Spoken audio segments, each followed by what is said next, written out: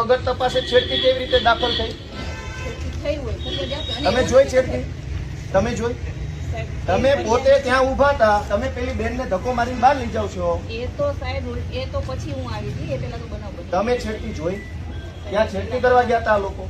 બનાવ બની. હું શું કહું, આ છેડતી કરવા ગયા હતા ત્યાં? એ છેડતી કેન્દ્ર છે, એ કોલેજ છે, તો ત્યાં છેડતી કરવા ગયા?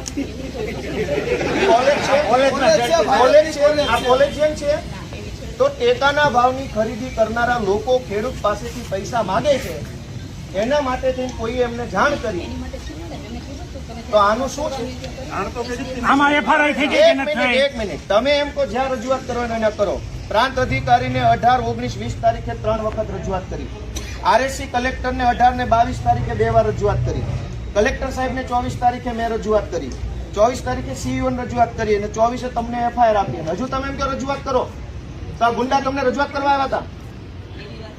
બેન, ભગવાનથી ડરો, ભગવાનથી ડરો. તો ધીમે એટલે પણ હું કઈ ખાઈ ગયો? તમે અમને ઉપર ખોટા આરોપ મૂકો. બેન, તમે છેડતીનો આરોપ કેવી રીતે લગાવ્યો ના ઉપર?